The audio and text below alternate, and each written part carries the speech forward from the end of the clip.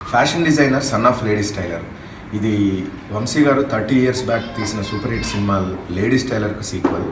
అప్పటి లేడీ స్టైలర్ కొడుకు ఇప్పుడు ఏం చేస్తుంటాడు అనే కాన్సెప్ట్ నుంచి వచ్చిన కథే fashion designer son of lady styler.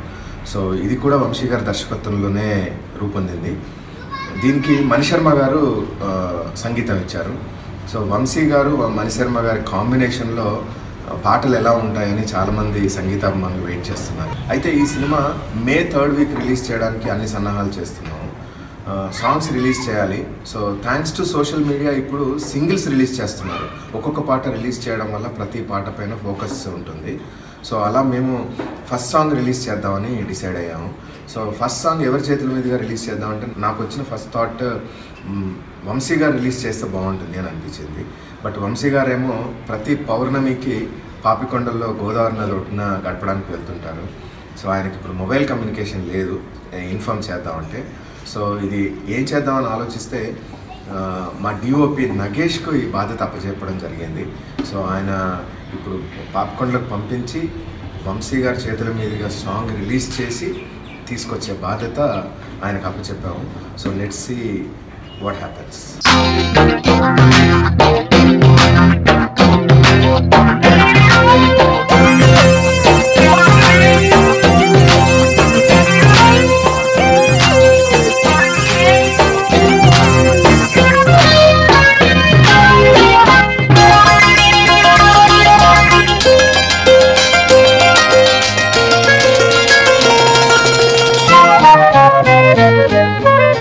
నమస్కారం.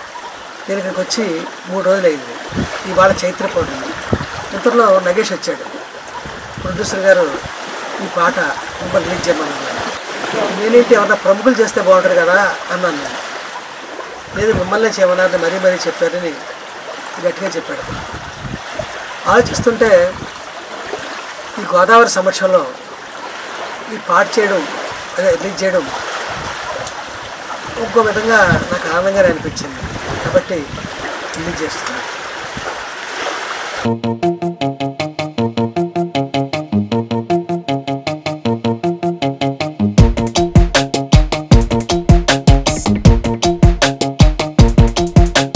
పలుపుతాడు తెంపేసుకుని గేలా వెతుకుపోయినమా దున్నపోతని ఎత్తుక్కుంటా కోనసీమ దాటాం, పట్టిసీమ దాటాం, పోలవరం దాటాం, దేవీపట్నం, సింగనపల్లి, రేవులన్నీ దాటేసి ఇంకా ఎక్కడికి వెళ్తున్నా? పాపికొండల్లో లేత ఎండల్లో పాట పుట్టిందో తేటి గుండెల్లో, ఏటి పాయల్లో గూటి పడవల్లో ఈడు నవ్విందో 7 రంగుల్లో. గడసరి జోడి నువ్వు కదా ఇక చెప్పకు తీయని సదా, పిలిచెను నేడి ప్రతి పొదా. దోర దోర సొగసిది దొరకక దొరికిన పులసిది.